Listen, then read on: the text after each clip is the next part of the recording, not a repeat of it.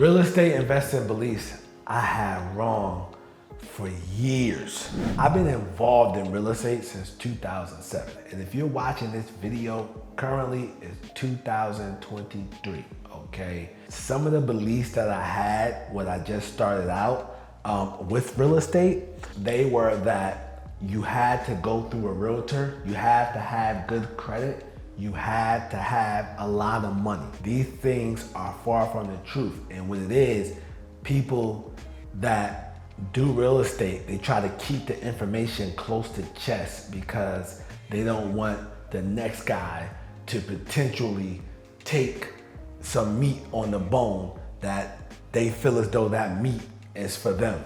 But I'm telling you guys, with real estate, it's an abundance out here. So you don't need a realtor, you don't need credit, you don't need huge down payments, you don't need the bank to finance you. And when I first entered into real estate back in 2007, that's what I thought. Now, guys, there's a whole world out there. It's called creative real estate investing. These deals are getting done every day across the nation, dating back to the early 1900s. People were doing these type of transactions.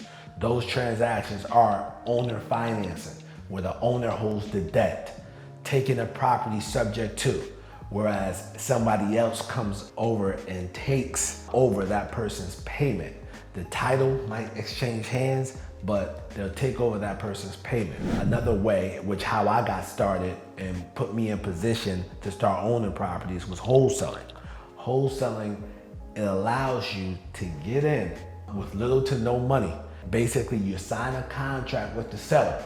You will then turn around and assign that contract to the buyer, and then you walk away with a check. So for example, let's say a property is worth $100,000, you get it for $40,000, you will then sign a contract with the seller for $40,000, you'll call up a cash buyer, sell it to him for $50,000, and on closing day, the cash buyer wires in $50,000, seller gets $40,000, you get $10,000, and the buyer gets the property, everybody's happy. So that's how wholesaling works, okay? And there's a lot of this going down. You can go to the foreclosure auctions, but if you go to the foreclosure auction, that's an advanced strategy. You have to know what you're buying. Just because it might have an address there, that doesn't mean you're buying the house. You can be buying the second position debt, or you can be buying the HOA. So you have to know what you're buying, right? So with that being said, you do your title search, you can go to the foreclosure auction. But with the foreclosure auction, you have to have some type of private money source. It can be an equity line, it can be money insurance, it can be a hard money lender, okay? So another strategy is tax foreclosures, right? With tax foreclosures, same thing, you will have to have some type of private money source to buy these properties. You can't go walk in the bank and get a traditional loan on these particular properties. Now, what is a hard money lender? A hard money lender is essentially somebody who charges a lot of money to use their money. So for example, if I have a hard money loan on a property that I paid for $100,000, right? And the hard money lender is charging me 15% annually, all interest. That's no principal. So I'm paying him 15% annually. So I believe that's he's making $15,000 a year plus 3 points for me having the loan. 3 points is 1% of the loan. So for me utilizing the loan, I owe him $3,000.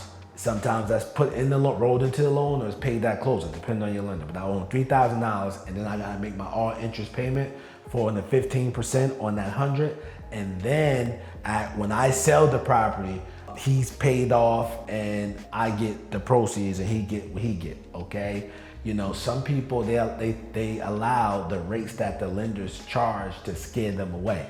But if you're in the property for the short amount of time, that's totally fine. You know, if on that property I bought for 100, if I made, after paying him, if I made $30,000, right? If I made $30,000 and he made his money, what's to be upset? Everybody made money. Let's just, you know, move on to the next deal. So you have hard money lenders. They don't go by credit, they go by the asset.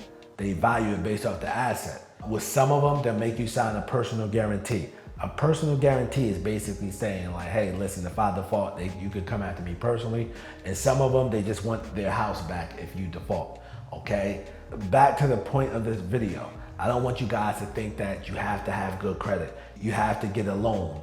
You have to have a realtor. No, you don't need that to invest in real estate.